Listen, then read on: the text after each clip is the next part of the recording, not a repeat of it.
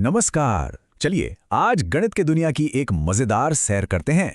हम एक ऐसे तरीके के बारे में जानेंगे जो नंबर्स को एक नए और दिलचस्प अंदाज में पेश करता है, जिससे ये सबके लिए आसान और मजेदार बन जाता है। और ये सफर शुरू होता है मुश्किल नंबर से नहीं, बल्कि हमारे चारों ओर की असली दुनिया से। तो चलिए इस बात को समझने के लिए सीधे चलते हैं एक सब्जी के बाग में, जहां हमें मिलेंगे रूमी और शमी। यहीं से हमें सीखने का पहला नियम पता चलेगा। तो सबसे पहला स्टेप क्या है? नंबर्स को जो सिर्फ निशान लगते हैं, उन्हें असली गिनी जा सकने वाली चीजों से जोड़ना। 7 और 5 सिर्फ नंबर नहीं हैं, वो असली टमाटर हैं जिन्हें हम देख सकते हैं, छू सकते हैं। और देखिए, ये तरीका मैथ्स को हमारी जानी पहचानी असली दुनिया से जोड़ देता है। इससे ये कोई डरावनी चीज नहीं लगती, बल्कि एक कहानी जैसी बन जाती है। अच्छा, तो चीजें गिनने से अब एक कदम आगे बढ़ते हैं और देखते हैं पहली फॉर्मल स्ट्रेटेजी, यानी कि पहला पक्का तरीका। यहाँ पर काउंटिंग ऑन या आगे गिनने के प्रोसेस को समझाने के लिए एक विजुअल टूल का इस्तेमाल किया गया है। एक मोतियों की माला, मतलब सिर्फ रटना नहीं है, बल्कि प्रोसेस को अपनी आंखों से देखना है। तो इससे क्या हुआ? हमें एक ऐसा प्रोसेस मिल गया जिसे बार बार इस्तेमाल किया जा सकता है।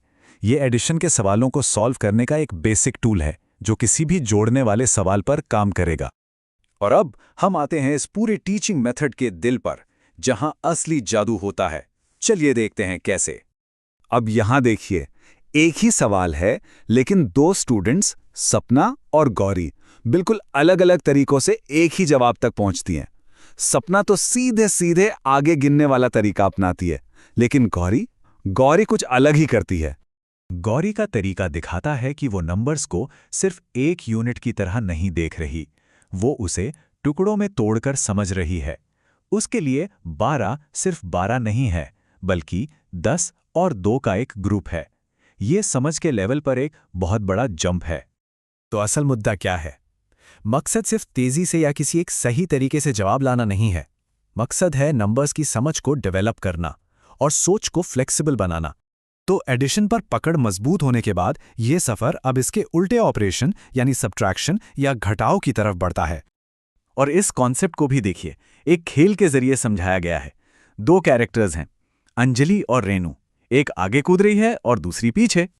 और फिर होता है अरे वाह वाला मोमेंट, जब उन्हें पता चलता है कि हम दोनों तो एक ही जगह पहुंच गए।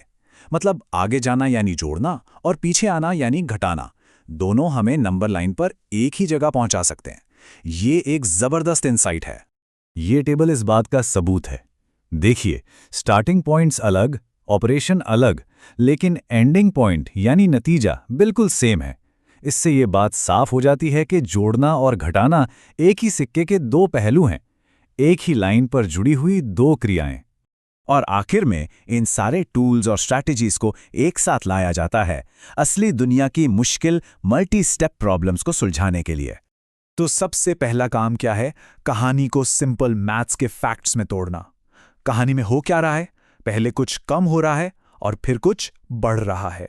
जैसे ही प्रॉब्लम को छोटे छोटे हिस्सों में तोड़ा, जवाब बिल्कुल साफ दिखने लगता है। एक आसान सा सीक्वेंस बन जाता है।